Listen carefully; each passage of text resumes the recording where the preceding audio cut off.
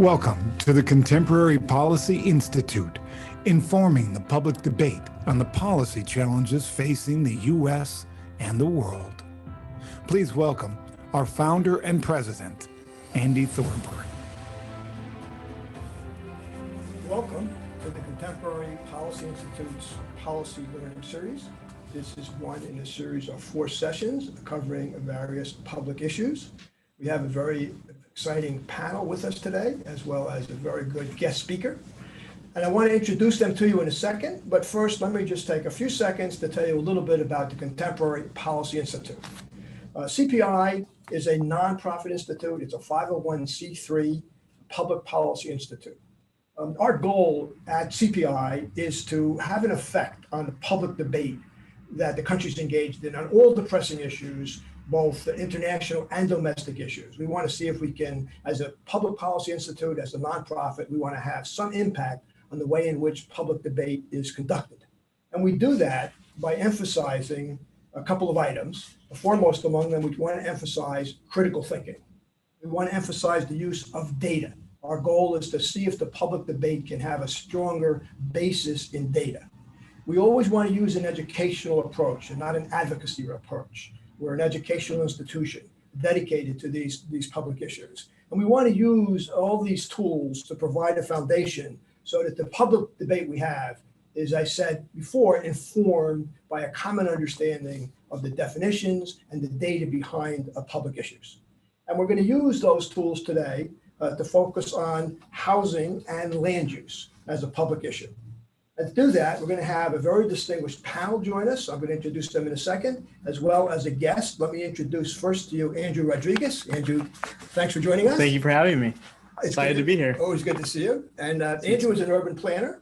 He is a former city council member and former mayor of Walnut. And I guess you were the youngest elected official in Los Angeles County at the time. So they say, right? Well, it's something to be proud of. But he is an urban planner, and he has both an undergraduate and graduate degree in real estate development. And we'll be joined also by a panel who will lend their perspective to the proceedings.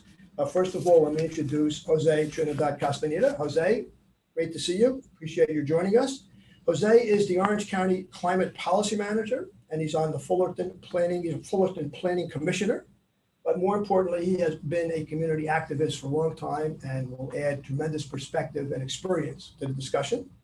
We also are joined by Patty Tudor. She's a National Resources Commissioner in Fullerton and also a very active environmental community activist.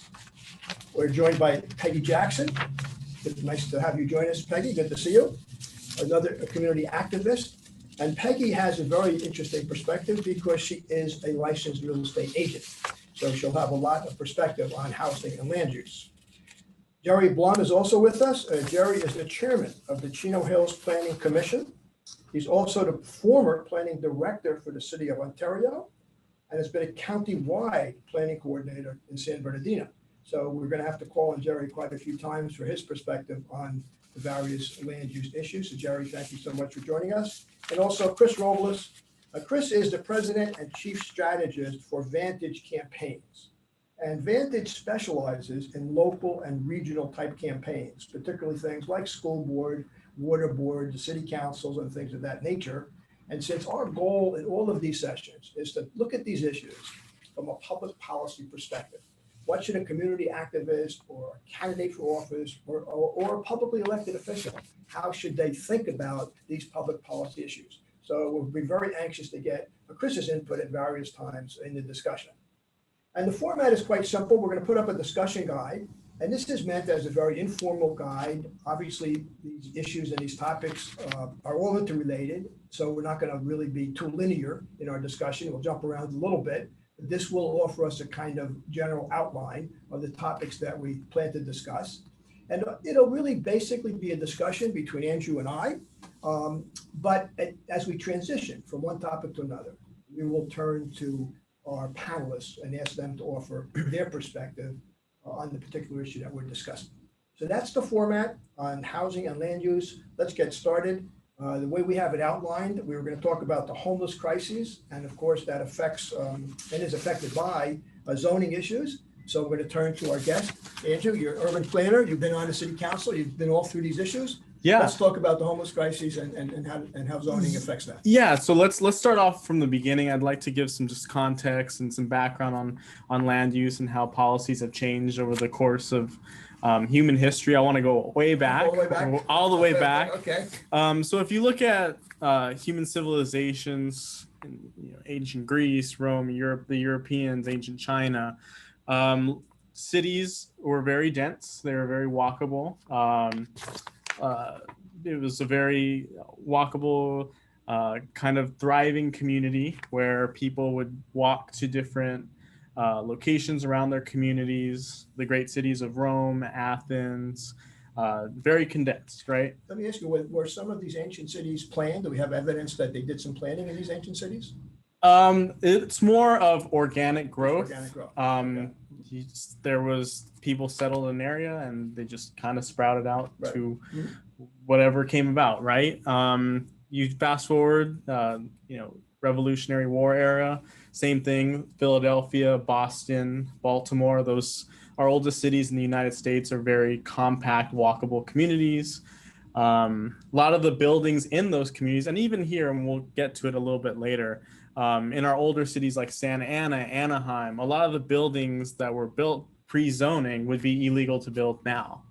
And so we go on, fast forward to the late 1800s, you have the invention of the streetcar, and that allowed people to live a little bit farther away from the urban core and commute in, right? And so you start seeing these smaller communities pop up around the streetcar lines. So a great example would be something like Pasadena or Alhambra in LA County.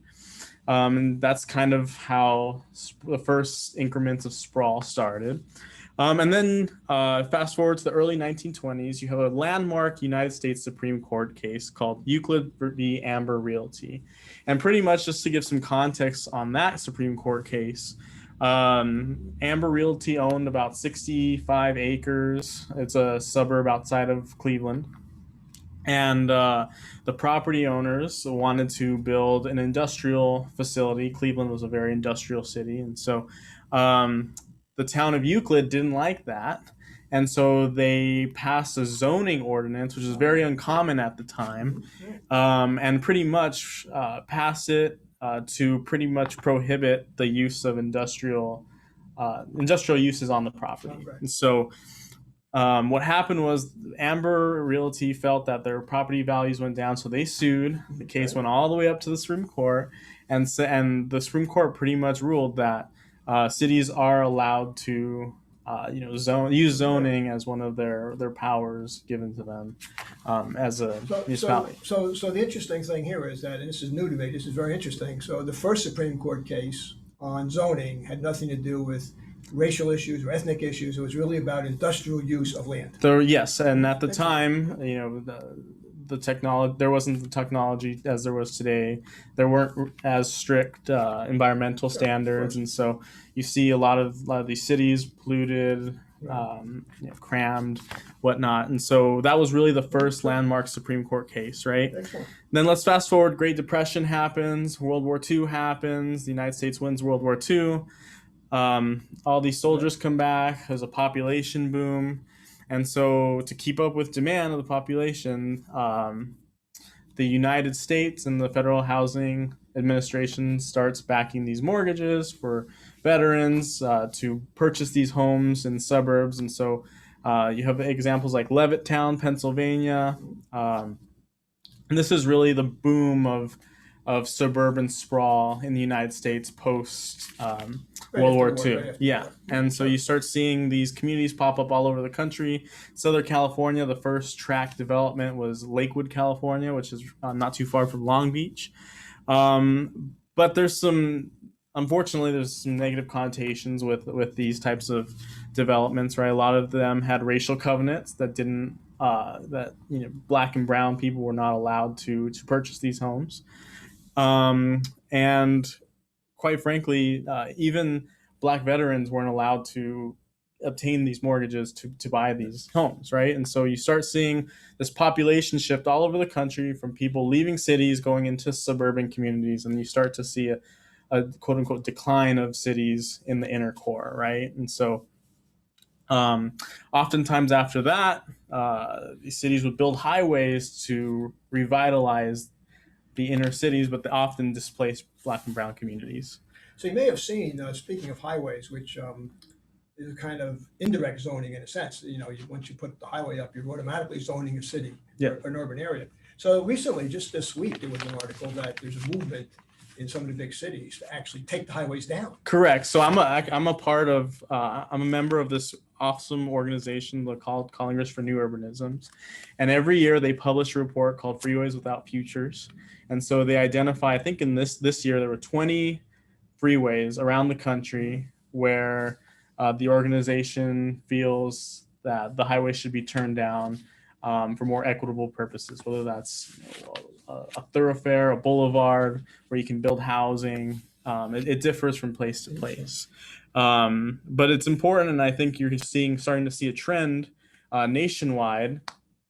In Oakland, there's a highway that cuts just west of downtown Oakland that is identified as one of those freeways that is targeted for removal. And they want to make it into a boulevard and develop housing and public space around that area. Right. And highways often disconnect neighborhoods, and there's a lot of negative connotations. So when we look at zoning then from a local point of view, so cool. Someone is a city council, a planning commission, it really doesn't matter.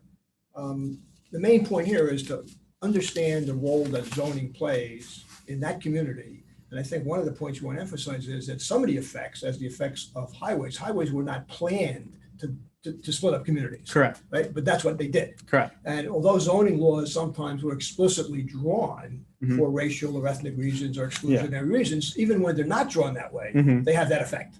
They do. And you're starting to see it with the housing crisis in California, right? Example, in 1960, the city of Los Angeles was zoned to house 10 million people.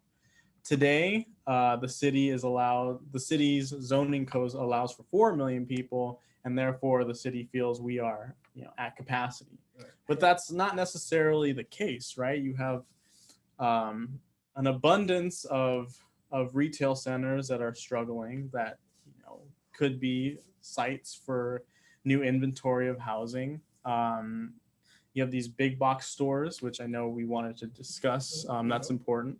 But California has a housing crisis worse than the other 49 states combined, right? And what's interesting is cities in the past, they have grown incrementally, organically, right? A city is supposed to always be evolving. But oftentimes with zoning, it's like the policy that newer cities set, it's like the city's never going to change, right? It's supposed to be that single family home is supposed to be there forever, indefinite, moving forward, right? And that's not how most cities developed even 100 years ago. That's just not the case. So I want to bring Chris in for a second, but Chris has a background before you respond. Following up on what Andrew said, I grew up in Western New Jersey at a time when it was transitioning from rural area to suburban area. And so land use zoning became a big issue. And in fact, it happens by coincidence that my father was actually the zoning officer of this rural community. And when I talked to Andrew, I made the point that for me, zoning is the most contentious local issue, because it tends to bring out the worst in people. They're all the time, you have a master plan and, we know all the things, all the, not in my backyard. And we mentioned Cleveland, they didn't want a steel mill or whatever it was next to them. Some of it makes perfect sense. But I'm calling on you, Chris, to see, from the point of view of a public candidate or a public official, how do they get their arms around zoning issues? Since it's such a contentious, argumentative point, how do you approach it from a public policy point of view? Well, let me answer it this way. It depends on if you're a candidate, what issue you want to run on. So there's usually two sides. Usually there can be multiple sides to an issue. And it usually comes up when a city, and I could name numerous cities that I've been involved in, where a city will have a project. And of course, the city, the landowner, the developer, they're going to promote it as a positive change and product for the city that will bring revenue, jobs, so on and so forth. But oftentimes it'll impact surrounding homeowners or even surrounding businesses. And sometimes other businesses can have aversion to some new project, believe it or not. Not always, but it does happen. So a candidate is going to need to pick a side. It is very difficult to run down the center, which is what we all want, right? We want balance. We want the ability, as Andrew was saying, is to have thriving, living communities and cities that develop and change over time to meet new needs. And if the automobile is no longer going to be something that we value long-term, not short-term, obviously, but long-term, then policy needs to change in that direction. But what ends up happening is it becomes, as you pointed out, very divisive, and people take sides. And it's usually the loudest that wins, or the one that's politically strongest. And sometimes that's also the one that has the most money. And Arcadia is a good recent example where they want the city council, the city wants to put in many houses. Andrew, maybe have the better term than that, but these small little houses to house homeless people or people who are on the verge of homelessness. And residents don't want it. And it's gotten to the point where residents, and I've not seen this much at the local level until now, residents who are angry are picketing the homes of city council members. So as a candidate, going back to your question, as a candidate, you're going to get forced to pick a side, just as an elected official is forced to pick a side. And so what they've done in Arcadia is put it on hold, kick the can down the road.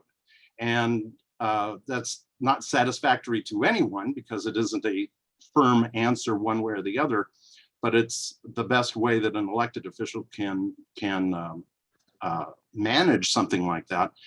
As a challenger to that elected official, boy, you could really come after them hard on that. And I think Andrew knows that. I mean, everyone knows. And I've been on both sides, Right.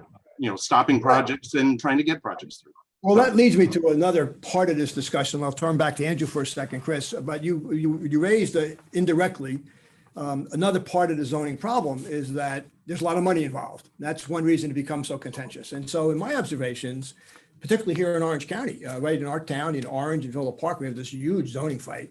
But what happens very often, because there's money involved, and as Chris mentioned, it becomes a political issue, and there's a lot of money put into the campaign, I find that zoning is the issue where the elected officials are most likely to not be on the same side as their constituents. So they very often, a city council wants to push a development because it brings money into the town. They're getting contributions from those large developers, but a lot of their constituents are opposed to it. Correct. Yeah, that definitely happens quite a bit. But you're also, these city council members and city staff want to bring in revenue. Sales tax revenue generates a lot of resources for the city to provide services. Correct. But then oftentimes, local stakeholders in the community will jump up in arms and say, no, we don't want it because we don't want the traffic effects. There's an array of issues that can come up that people give excuses. And sometimes the zoning board responds to those issues by putting requirements on the developer to build parks or other amenities. Correct. And then they justify it by saying we're saving the taxpayers money by making the developer pay for it. Correct. Yeah. And I'd like to talk about just some of these problems that people talk about. We don't like the traffic. We don't like the density and whatnot. I think at least in California, so you still have it on the East Coast, but maybe not as abundant as here. The problem is our land use pattern has built sprawl for such a long time that I personally don't think it's the most effective use of our land, right? And Chris, you live out in the Inland Empire, so you can attest to this. You have people who are getting pushed out of Los Angeles where the jobs are, as job centers. Property prices are going through the roof there. But the people can't afford it, so they have to commute these 2 hours each way from the Inland Empire to the job centers, either here in Orange County or in Los Angeles. But that's not good long term, right? It's not environmentally sustainable. It's not good for people's health to spend 2 hours one way in a car. It takes away from their time with their family, with their friends, with their kids. And so that's why we have this conundrum that we need to address, right? We need to figure out how we can address providing more housing in areas closer to jobs. And didn't we have a bill? I don't know if it passed, but I know you were a big supporter of the idea. Didn't they have a bill recently to give some incentives so that you could build housing closer to mass transit locations? Correct. And there was also another bill by Assemblyman. Did that bill pass or not? I don't think it's gone through. I don't think it went through yet. Yeah, right? maybe Jose has an answer on that. He's pretty well versed in that. Jose, do you know? Yeah, Jose, we're just wondering, I know there was a bill in Sacramento to encourage and incentivize the building of houses on mass transit points by overriding in some respects local zoning laws. And I think the bill was defeated for that reason. It might have been SB 50 with Senator Scott Wiener last That- session. yeah. That failed. Correct. But the example again is our point is that zoning impacts so many other aspects of life. Correct. Family life, work life, the balance between the Correct. two. And also, let's not forget, and this is, I think, where we can ask Jose to come in a minute, it also impacts very much in a broader sense on the environment. Correct. You talked about how it splits up cities, which is very specific, but in an environmental sense, let's just talk about the interaction of zoning in general and the impact on the environment. Yes, when you have a walkable community where you can walk to your job, where you can walk to the grocery store, you're taking car trips, off the street. And we are just, I personally think that's better in the long term. And people like being able to walk. I don't think people enjoy sitting in traffic and working so far away where they have to drive and sit in traffic every day, 5 days a week. Right. So, I mean, and then, But there's other environmental impacts. We know that a master plan, I think today, I think every state probably, maybe a few exceptions, but most states have a requirement that municipalities adopt a master plan. they have it's a general plan. It's a general yes, plan. yeah, And I don't know if every state has that, but I assume all 50 states have gotten to that point. I'm not familiar with the other states, but California. California, I know definitely that. I think it's does, pretty yes. common. Yeah. And you have to update it from time to time, but that plan should provide theoretically for open space, industrial space, commercial space. And if that's done properly, that has a big positive impact on the environment. The problem is that many communities, as you mentioned before, have their sprawl before there was zoning. And so the result was the loss of a lot of habitat, a lot of places. You're developing into greenfield, exactly. greenfield, and that's not sustainable land use policy. Okay. Before we go on, then, we have a couple of panelists who are very well versed in this. So we have both Jose, and Jerry. So Jerry, you're on the Planning Commission. So if you'd like to add your perspective, we'd really like to hear what you've been through on this question of zoning and how it interacts with the environment. And then Jose, if you're with us, we'd like to hear from you after that. Thank you. Yeah, I'm glad you brought up in your last little segment there, the general plan, because what I've always, in my 40 years of being a planning manager, director, what I've always told residents is you can talk about zoning, but by the time you get to zoning, it's too late. You have to make your impact known at the general plan level. That's where, and sometimes this is why city council or decision makers turn to the residents and say, well, I can't do anything. My hands are tied. The zoning and the general plan are consistent. That's the law. But the fact is, we make general plan decisions each year. And those decisions kind of go by the wayside from most of the residents. They see the general plan as policy, which it is. But those policies set up what happens in the zone. And did I lose you? No, go right ahead. Go ahead. Yeah. And so if you push the issues of zoning or down the road, instead of looking at it at the general plan stage, you're going to be behind the ball. You're going to be fighting those issues. So my suggestion would be really, truly understand your city's general plan, and then begin to understand the zoning. Well, that's a great point. From a public policy perspective, that's a terrific point. That would be a great takeaway from here, is that any political activist, any community activist that wants to understand what's going on in their community should start with the general plan. and then look at how that's been implemented with specific zoning rules. So that's a terrific piece of advice. Yeah, and I'll add to Jerry's point. I was fortunate enough when I got elected to the city council Walnut back in 2016. The city was just starting its general plan update when I got elected. How often is it updated? So it's my city manager when I got on told me that most cities try to do it every 5-10 years, sometimes longer. The city of Walnut hadn't done it since 1978.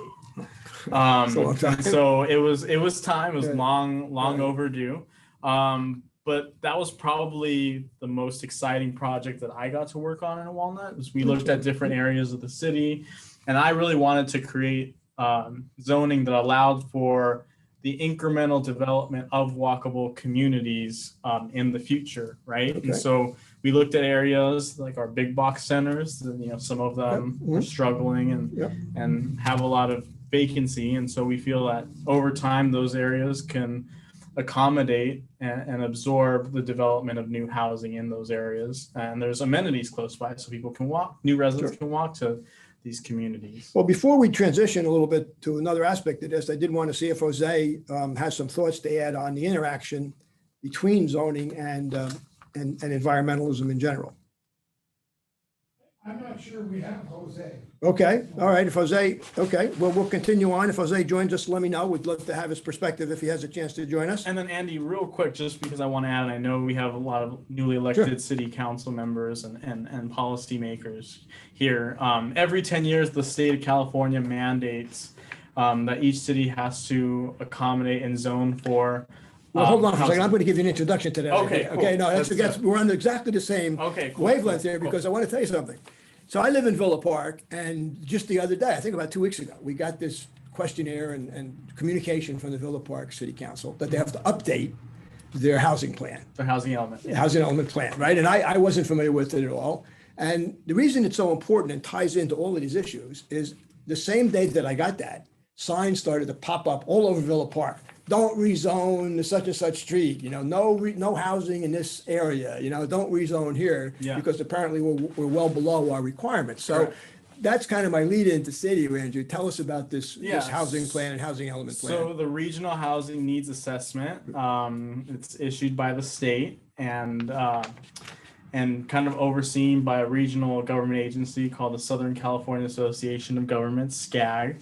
And pretty much the state of California is saying to every city, every municipality that you have to zone for a certain amount of housing in your city, right? And that's not affordable housing only, that's housing in general. Well, it's supposed to be both affordable, but there's really so you can't say I'm done, I'm full. You have to have a certain amount of housing. Correct. Right. And so for a city like Walnut, 8 square miles, population 30,000 people.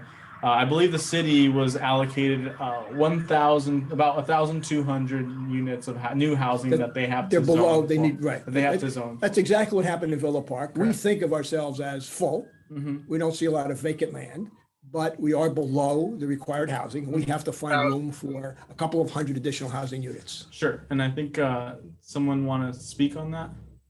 I heard somebody. Okay, we'll go ahead. Okay. Yeah. And so, in the case of Walnut, we don't really have any greenfield space left. Right. So where the city is looking at placing this allocation are underutilized properties, your big box centers, and I think most cities are probably going to go that route or small strip center that's underutilized. Malls, right? Sometimes in our town, we just have a very small greenway next to a main street, and they want to rezone that because they say if it was rezoned, it could handle maybe 20 housing units. And since our need is not that great, we're smaller than Walnut. Yeah. But that's what happens. So this housing assessment causes towns to have to rezone. Correct.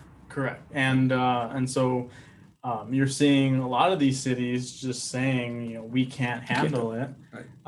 But the state's not being very lenient. They're saying, no, you have to accommodate. So this is really, from a public policy point of view, a really critical point that I think most people are not aware of, that the state mandates a certain amount of housing based on the square mileage and so forth of your community. And whatever your position is as a community activist or an elected official, you need to be aware of how that works and what your job is. So let's use this though to go into the question of how that impacts on the homeless crisis. And we also have with us, someone I think both of us know pretty well. Peggy Jackson is with us, and Peggy has a kind of interesting perspective on these issues because she's actually in the real estate business. So Peggy, from the point of view of zoning, before we talk about housing specifically, homeless crisis, or I'm sorry, before we talk about the homeless crisis, tell us about, in your business, what is the interaction between your business and the zoning laws? Well, it's not something that we particularly address the zoning laws. I'm learning a lot today from this meeting, and it's probably something that I think the real estate industry needs to get more involved in and actually teach. We're looking at resales and first-time buyer purchases. Right now, we're running into lots of problems because we don't have affordable housing for young people. And so I think it was Jerry who said something about we're always kind of operating behind the ball, and it's really something that we really need to, as a state, try to work, cohesively in trying to combat the problems with zoning, because that's not something that we super address, not in our capacities.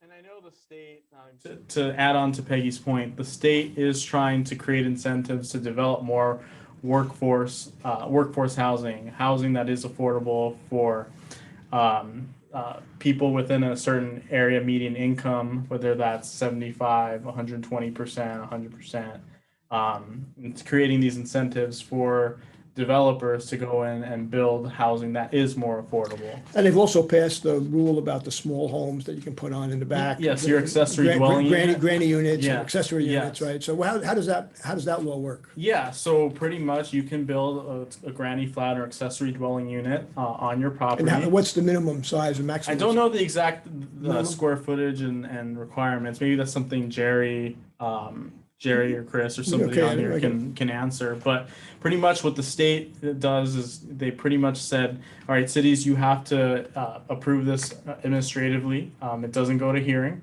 And as long as you fit this certain requirements, that you are allowed to build these granny flats on your property. And at least in Walnut, we saw an explosion number of people. Oh, really? Yeah. I didn't realize that. I didn't know it had been that successful, because a lot of towns Yeah. that I see, I don't see that many of them. But the idea here is, just to make this completely clear, Mm-hmm. that as Jerry talked about the master plan, the general plan. Mm-hmm. So the general plan will normally say, or the zoning laws that follow it will say, the minimum square footage of a house is 2,800 or 1,300 or 1,500 square feet. So the idea is to say we'll override that minimum square foot, and you can build a little granny flat on your property. Yeah, it's a little different. I mean, there's separate kind of policies, but yeah, an accessory dwelling unit. Like, I have a friend from college. He's very well educated, has a high paying job, but still in Los Angeles, still very expensive to be able to afford. Your typical single family house on a 7,000 square foot lot. Right. So what he and his wife do is they rent an accessory dwelling unit Right. that a property owner developed in Culver City, and they live in the back. And so they park on the street, they walk through the back of the front gate, and walk to their house in the back. And Interesting. you're seeing a lot of people utilizing this tool throughout the state. Interesting. So let's we could talk about zoning. We've spent some time on it, but it is one of the critical issues in local government for sure. And we'll come back to some of the other elements because they're all interconnected. But let's transition a little bit and talk about the homeless crisis, which is not, of course, just about land use and housing. There's many other aspects of public policy Correct. that impinge on it. But let's talk about it from the point of view of land use. So let's start from a different point of view here for a second. We know that Orange County has a significant homeless problem. We know it's kind of reached crisis proportions during the pandemic, particularly. So let's first of all, though, deal with the issue of homeless people inhabiting public land. Correct. So this is a very difficult issue. Very We know that difficult. there's been judges ruling that you can't remove them unless you have a place to remove them to. Correct. But tell us how you see that issue playing out in terms of land use and housing. Yes, this is a very contentious issue. But I do want to just iterate how dire the situation is in California. I have stats here. California's homeless population keeps growing. 151,000 people were unhoused in 2019, 16% more than 2018, according to a state legislative report, and that was before the pandemic. Before the pandemic. So it's obviously gotten worse since then. And certainly zoning and home prices and all of that certainly adds to it. Correct. And I work for a business improvement district, so in Hollywood, and this is one of the biggest issues that the community in Hollywood has expressed concerns to us about in my day job, right? That the homeless crisis is getting worse and worse, and it's not illegal to be homeless. So there's different ways that governments can try and address the situation. Personally, I favor having social workers go in and talk to the folks who are on the street, and then trying to get them into services. But there's a different array of ways and means that people can, that local governments can try and address the situation. Well, in your estimation, and I know Jose is with us as well, so Jose will probably ask you to join in and give you your perspective in a few minutes. Thank you so much for joining us. But let's talk about homelessness for a second, and just from your point of view, just your opinion, on a percentage basis, roughly, how much of the problem you think is related to land use and zoning and affordable housing? I know some of it's related to addiction problems, but there's always a discussion about whether the addiction problem comes after you're homeless, or whether being addicted has, is a causative factor in becoming homeless. So we know that there's a lot of issues that impact on homelessness, but what do you think the aspect of it is related directly to affordable housing and zoning? I don't want to give a specific percentage, but I think I remember when I was in San Jose probably 3 years ago, we were in an Uber going to a conference and having a discussion with our Uber driver, and he told us that he has 2 cars that one he uses for driving, and then the other he uses to sleep in because he can't afford to even rent in Silicon Valley. This is Silicon Valley. This is Silicon Valley. So maybe Silicon Valley. But I think the same thing happens at a different scale. Yes, correct. Right. So Jose, I don't know what your perspective is on this, but we'd love to hear from you. I know you've been a community activist across the board in a whole range of issues. So what's your perspective on these issues? Yeah, definitely cities can do more to rapidly accelerate the housing built, because I'm in the camp that believes that the only way we're going to end homelessness is by building more housing.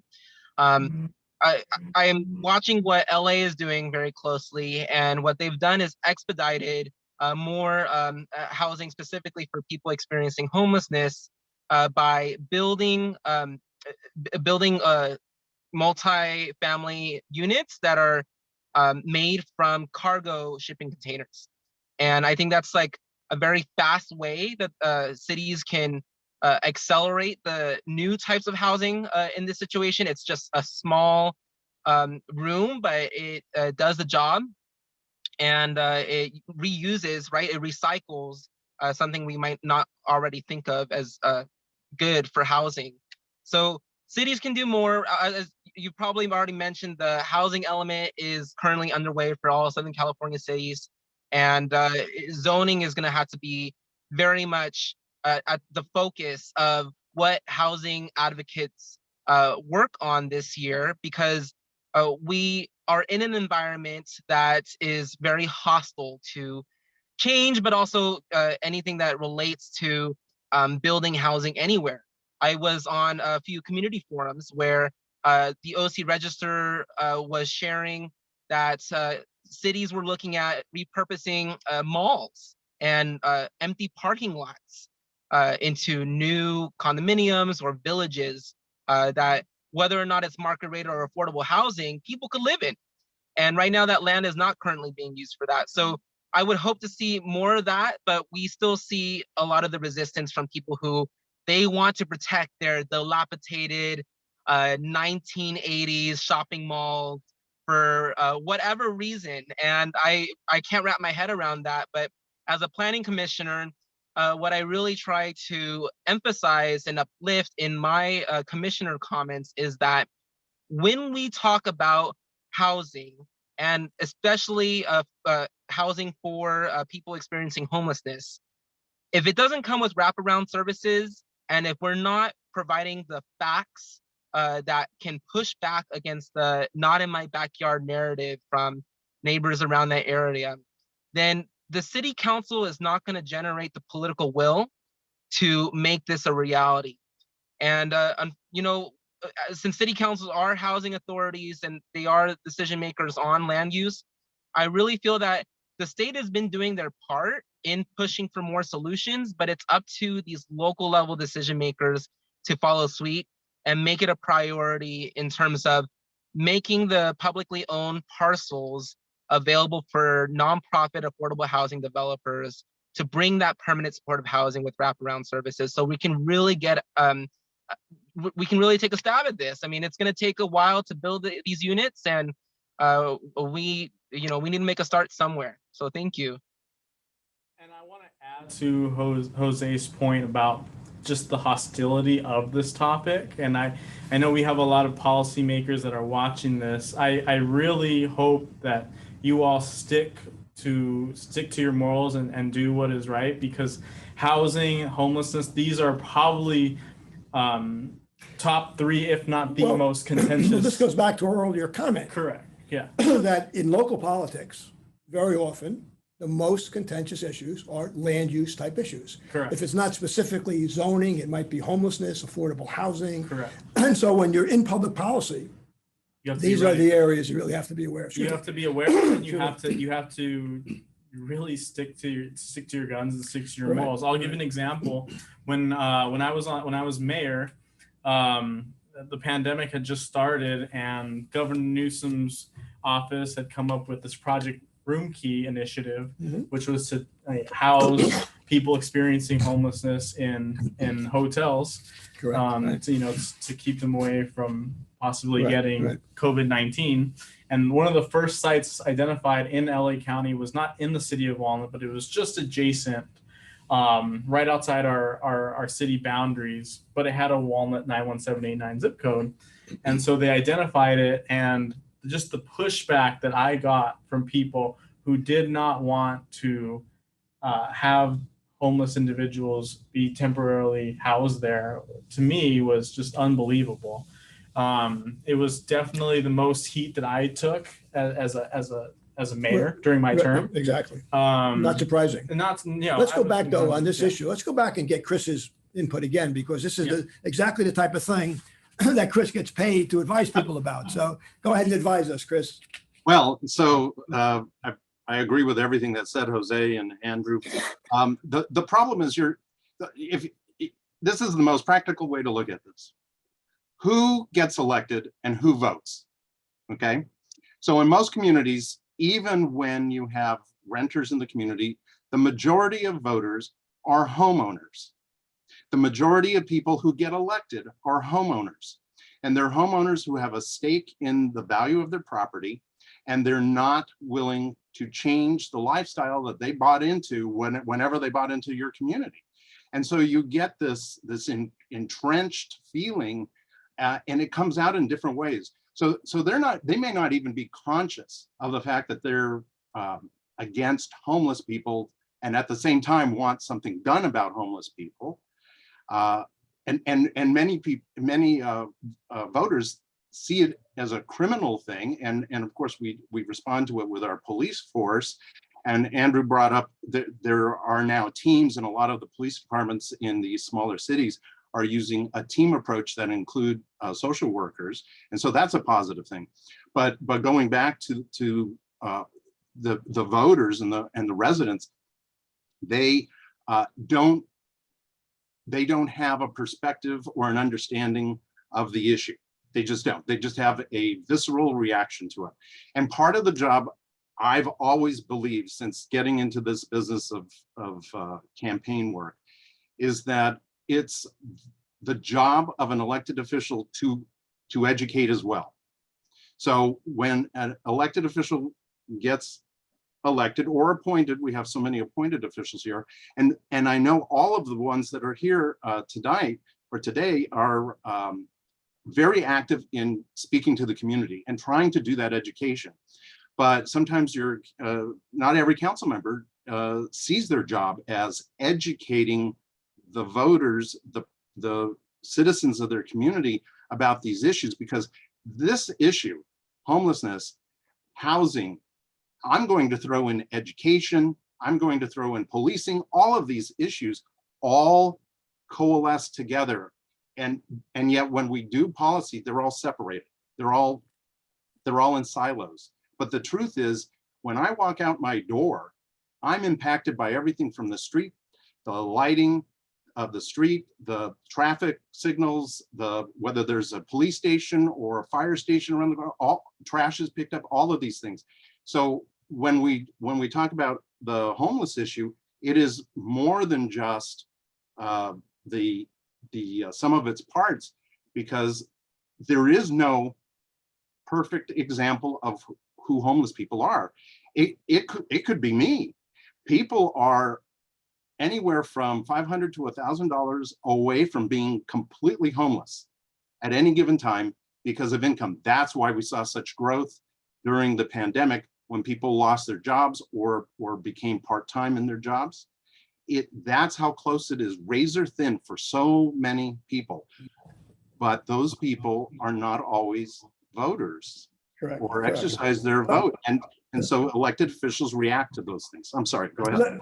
Yeah, no, that's okay, but I appreciate that, Chris. I want to add to that, though, an important point that shouldn't go unmentioned here. You mentioned all the complexities and obstacles that between homelessness and affordable housing and community pushback, and we haven't even added explicitly the element of racism and exclusiveness that's based on what you mentioned, Chris, as people want to maintain their home value, which is totally legitimate, but that very quickly leaks into Absolutely. a racial attitude. The homeless are considered, if you say affordable housing to a lot of people, it means Black and brown people. It means people that they consider undesirable. The other, exactly. That's why it's affordable housing, because they're not at my level. They're different than I am. And so that's why we say that land use and housing and affordable housing and zoning issues are the issues at the local level where all of society's issues, income distribution, wealth distribution, racism, white supremacy, religious bigotry, the plight of the LGBTQ community, all of these things impact into land use, homelessness, and affordable housing. And that's why this issue becomes such a difficult issue for local officials to handle. And it also impacts, as we mentioned earlier, even on the environment. If you're an environmental activist, you know that zoning has a tremendous impact. Right. You want to set aside some land that shouldn't be developed, and the developers fight you. And it goes on and on and on. And that's a good place to bring Jose back in, because he is an environmental activist in addition to his many other hats that he wears. Jose, go ahead and let's please add your perspective. Yeah, I'm loving this conversation. A couple of things. I just wanted to drop two nuggets before I get into the climate space, as how land use impacts climate. In that, when homeowners think about property values, I think there is a lot of education that needs to continue to expand what homeowners think about what increases property values, because we know that we talked about accessory dwelling units, or ADUs, and that has a tremendous immediate impact on the value of a home. But that can also be coupled with opportunities for homeowners or property owners that have multiple investment properties to add an ADU and accept a Section 8 voucher or some sort of state assistance program to help get someone housed. Or maybe even there's a family who are renting or staying at motels. That is a form of homelessness that those families would be well served by property owners thinking about, how can I increase my passive residual income while also increasing the value of my home? Well, through an ADU. Another thing is that when we talk about housing, land use, and development, I find myself very much in the camp of people that says we are developing way too far out. There are many people who say if they can't afford to live in Orange County, then go live in the IE, go live in Moreno Valley, go live in the desert. And that's not sustainable. what needs to happen is we need to build the housing where our jobs and transit opportunities are already existing. And because we've developed this exurban, suburban sprawl model of housing, we're finding that business owners in Orange County, maybe they're restaurant owners or own like a dry cleaners or whatever, they're having to move all the way to Paris and just cities that I don't even know the names of because they're so far out. And they drive 2 hours every day back and forth. And I know this for a fact because my former employer, when I used to work at a restaurant, actually lived in Hemet and would drive every single morning at 4 a.m. to get to work at 6 a.m. and then, off back home afterwards. So we're creating super commuters because we don't build infill housing, multifamily infill housing in those empty parking lots that really don't need CEQA or just other places where we would think like housing can't fit there, but it really could. So I just wanted to add that 2 cents because if we don't address housing, we're not going to impact climate as well. Okay. I'll just add to that, Jose. I have a coworker. I work in Hollywood, and I have a coworker that lives in Hesperia and drives into Hollywood. How far? I don't know. Hesperia is off when you're going to Vegas on the 15 freeway wow. over the mountain. Yeah, so just before Victorville. Right, So wow. he commutes from there to Hollywood. So once again, I appreciate those comments, Jose, right on topic. Once again, we see how we talk about zoning and land use. It sounds like a sort of, narrow topic and maybe a sort of academic topic, but virtually every issue that we're interested in public policy impinges at the local level. So we talk about the difference between national politics and state politics and local politics. Land use is the one, in my opinion, and I think these comments that we're getting from these panelists and from Andrew supports it. Land use and zoning and all those related issues is really the kind of, I wouldn't say dominant, but it's the overriding issue at local level. It's the issue that gets your constituents most riled up. It creates the greatest division in the community. It has the most complexity. It has the most intersectionality. And so we really need, as public officials or would-be public officials and community activists, to understand this. But we are unfortunately running out of time. So I want to just spend a couple of minutes on another aspect of this problem, which is the plight, so to speak, or the situation of renters, because this is also a land use issue. Multiple family dwellings and those kinds of developments.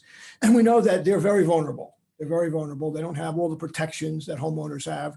So Andrew, just give us what you think as a brief overview of the position of renters in Orange County. So you say, like you said, many renters are at risk of displacement in many cases. At least in California, many people can't afford to purchase a house, a property, so they rent. Not always the case, but oftentimes. And you're seeing often in communities, and maybe one of our panelists can expand on this. I know we're running out of time, so I'll just be very brief to allow other people to chime in here. But a lot of these communities where you're having investment coming in, right? Oftentimes, some of these communities have been neglected for decades. And so you have long-term residents who have been renting for a long time. And so when there is an interest in a neighborhood and you have people coming in and investing new development in, the price of rents is going to go up in the whole neighborhood because you have these new housing developments and new people coming in. And so oftentimes it becomes a very contentious issue when you have inner city or streetcar suburban communities that have been neglected for a long time and have new investments and oftentimes displacing renters in this new invested area. Yeah, so renters do have this unique position in communities. And I wanted to ask Andrew, what you think about the idea. Do you think generally rent control is the kind of thing that works? It's a very argumentative issue. It's very argumentative and people are very passionate on both sides. I strongly do believe that we do need to protect tenants. I think that's super important. It goes both ways, right? So you definitely need to protect tenants, and in situations of crises where you have like a pandemic or something, you definitely need to do everything you can to make sure that renters aren't getting abused by their landlords and the people that they pay rent to. But from like a market perspective, the other side, oftentimes a lot of property owners will say, well, if there's rent control, that doesn't allow me to reinvest in my property. Now, obviously, I personally think that's a personal decision on the property owner. They feel like they just don't want to spend the money and resources on reinvesting funding into their property, which, that's another issue. But I definitely think that we do need to protect tenants and renters to the extent possible. So rent, one thing that we didn't spend a lot of time on, it came up indirectly a couple of times, is the interplay between state government and local government as it affects land use. There are some, and during the pandemic, there was more interaction than normally because Sacramento did pass some laws. There were some, including some rent control laws and moratoriums on kicking people out of the apartments and things of that nature. But we did also mention very briefly, but it's something we should think about from a public policy point of view, that there is a bill pending in Sacramento that would override local zoning and say that if you have a strip mall or a big box retail site that isn't in use, that the state law would override local general plans and local zoning and could be used for housing, and it would override local zoning laws if it's passed. And we only bring it up not to discuss the merits of that particular piece of legislation, but to remind everybody once again that this whole issue of land use is complicated by the fact that as much as local officials and local activists want to make the decisions, you do have to interact with the state laws. There isn't really much on a federal level. There are some housing laws and some housing vouchers available, but generally it's really the state and the local levels that impact on this issue of land use. So we're just about out of time, and we want to stick very much to our schedule. I want to thank the panelists for all their contributions. It was, I think, very helpful, and a lot of tremendous content came out. I'm going to give Andrew about 60 seconds to kind of summarize, and then I'll just make some closing comments. Yeah, so I know we have a lot of policymakers watching today. My just 2 cents is land use is contentious, you are aware of that, but really stick to your values. The future of housing and land use in Southern California is going to be different than it has been over the last 50 years. It's going to be a lot more denser. It's going to be more transit oriented. And we really have to focus on not looking at the past and preserving. We can preserve the best parts of land use, but we also have to think innovatively and look forward and realize that California is a popular place. People want to live here, and we should be welcoming and trying to figure out creative ways and innovative ways to build the housing that is demanded here in California, obviously with an environmental conscious, with keeping in mind renters and making sure that displacement doesn't happen. But the future of land use is going to be different, and I urge everybody to embrace it and be a leader and be innovative on this subject. Thank you. Andrew, thank you so much for coming. Good to see you. Appreciate you coming here. Great to see you too. I want to thank all the panelists for their input, and thank you for your time. This has been Contemporary Policy Institute. This is one in a series of our policy learning sessions in conjunction with the Bench Project. Today, of course, was housing and land use. And I think it'd be very difficult to summarize a topic with as many elements and perspectives as this. But I think from a public policy perspective, we just want to leave you with the thought that if you're interested in public government, in government at the local level, if you're interested in public policy at the local level, you really have to look at the way in which general plans, zoning laws, state mandates, how they impact on virtually every aspect of the style of life in your local community. You really have to be familiar with how it affects renters, how it affects the environment, how it affects the homeless. You have to look at your quality of life from the point of view of land use if you're going to have an impact at the local government level. So let me just thank everybody for their participation and hope to see you again soon. Thanks again from the Contemporary Policy Institute. See you soon. Thank you. Thank you. Thank you all.